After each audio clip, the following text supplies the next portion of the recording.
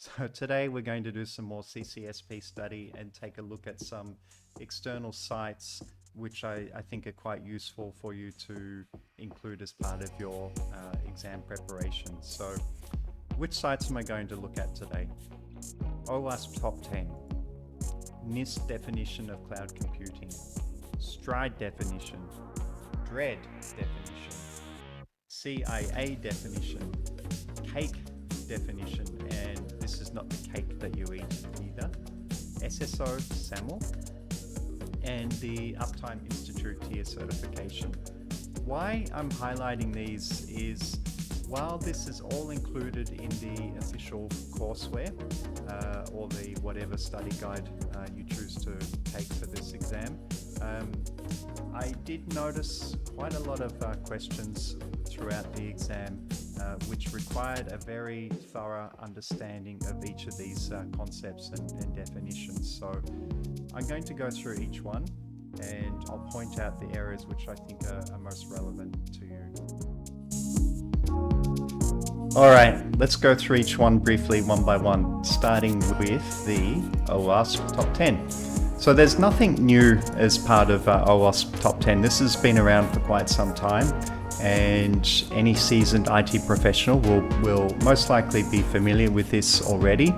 But for the purposes of CCSP, you really need to understand what the current top 10 are, have a description of each, be able to describe it to someone that may ask you, be able to understand the use case scenarios of where a potential bad actor would use one of these exploits and the mitigating factors to protect against these exploits. And again, it's pretty surprising that none of this is new because things like injection, broken authentication, security misconfigurations, broken access control, cross-site scripting, this has been around for a long time now, and it's still there. So read and understand this one. Okay, next one we have is the NIST definition for cloud computing. So when you go through this site, you'll be able to download the NIST publication that has the definition of cloud computing. It's not a huge publication, but take the time to read it and understand. Especially, you have to be able to describe all of the different cloud computing definitions that, according to NIST, like the differences between platform as a service, software as a service, infrastructure as a service, hybrid cloud, community cloud, and be able to give examples on use cases for the practical application of the different types of cloud computing platforms, and also the pros and cons, risks and mitigations for each one. So take the time to go to this site, download the paper, and read through it. All right. Next we have STRIDE. Now I'm referencing Wikipedia here. I know it's not always that accurate, Wikipedia, but for the purposes of these definitions, the next few definitions, I think it's pretty good. So STRIDE, it's very simple. Spoofing, tampering, repudiation, information disclosure, denial of service, elevation of privilege. So basically memorize this. Memorize the acronym STRIDE and memorize each of the threats. Again, think about different use case scenarios where a bad actor may focus on using one of these threats to gain access to a system, and also the mitigating factors to mitigate against each of these threats. And a good way to understand that you know this is if you can describe to someone what each of these threats mean, along with their mitigating factors to protect against each, you're on a good way to knowing enough to get past this exam. Next, we have DREAD. This sounds a bit ominous. Toggle. There. DREAD. So, same Wikipedia. Again, this is an acronym for risk assessment model. I'm not sure if you will use this a lot in your day-to-day job, but for the purposes of this exam, just memorize it. So our risk assessment categories are damage, reproducibility, exploitability, affected users, and discoverability. So just read and understand and memorize and be able to talk about different use cases for each of these risk assessment categories as part of this exam. All right, let's take a look at CIA. This one frequents on a regular basis throughout the CCSP exam, and as you can see here, according to Wikipedia, the CIA triad of confidentiality, integrity, and availability is at the heart of information security. So if you scroll down a little bit, don't use this as a exhaustive source of definitions for this, but use it as a supplement to your study guide. You will see a nice definition for confidentiality, integrity, availability, and non-repudiation. So really take the time to understand this, and it will serve you well, not just in your day-to-day job and the CCSP exam, but if you're looking at cryptography, especially as part of the CISSP exam, you will be able to see how cryptography applies to each of these concepts. So cryptography can serve for a way to enforce confidentiality, or it could serve as a way to enforce integrity, serve as a way to enforce non-repudiation, or everything above. So this is quite important to go through.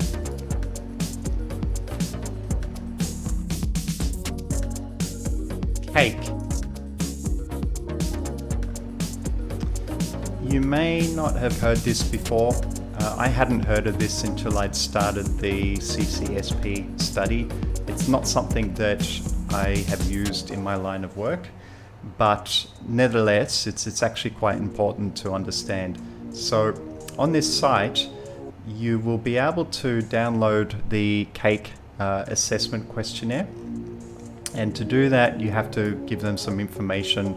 Just fill in your details here, click next, and give an email address and download the document. And it's an Excel spreadsheet. And within that spreadsheet, you will see all the different questions that make up the Consensus Assessment Initiative questionnaire.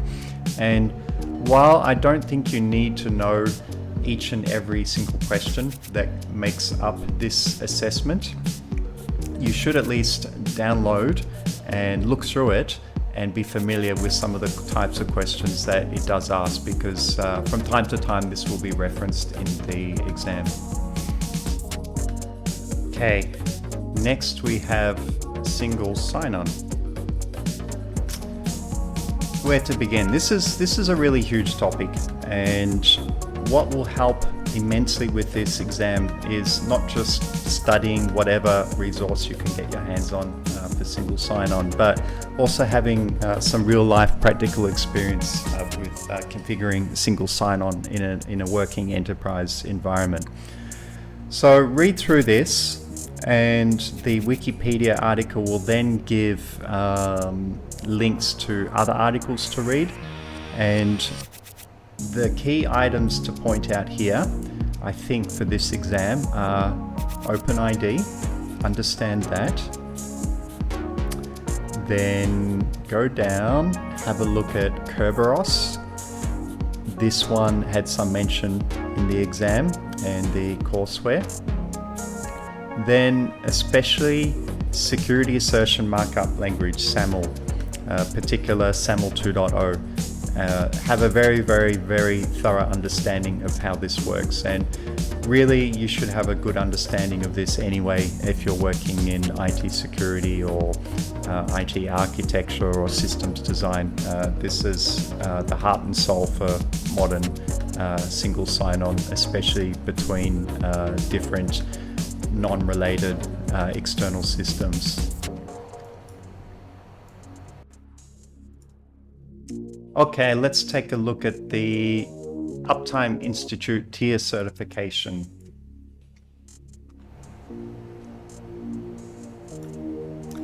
This one I think you'll find quite interesting.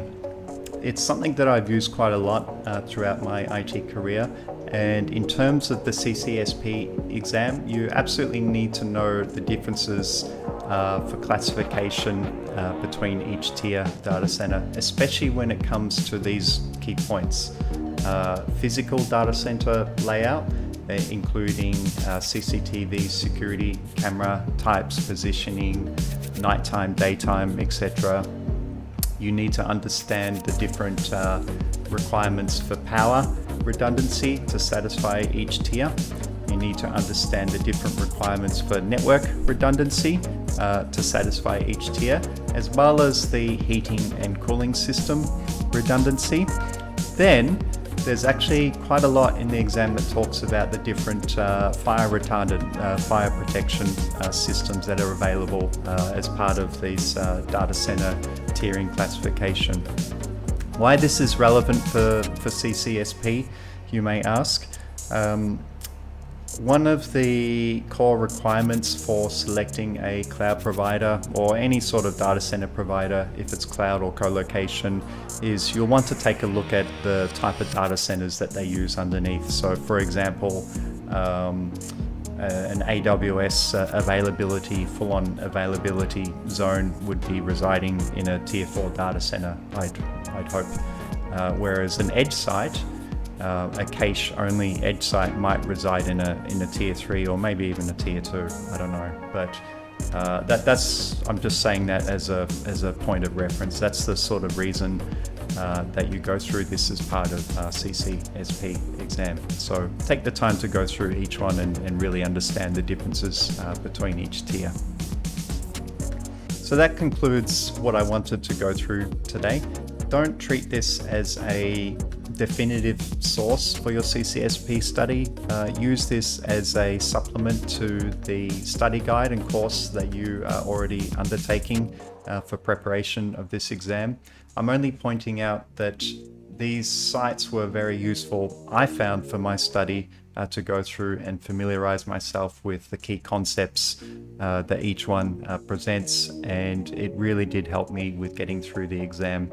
I think the biggest benefit was, especially with things like definitions, using sites like this was a good way to really understand the definitions and memorize especially STRIDE and DREAD and CIA and the Uptime Institute classification tiers, so that when I was presented with a question on the exam on that particular topic, I didn't have to rack my brain to think about what's the definition for this, or is it STRIDE, or is it this, or is it that. I basically memorized each of the definitions, and I could recall it very easily, and which helped me get through the questions on the exam. So hope this helps, and good luck.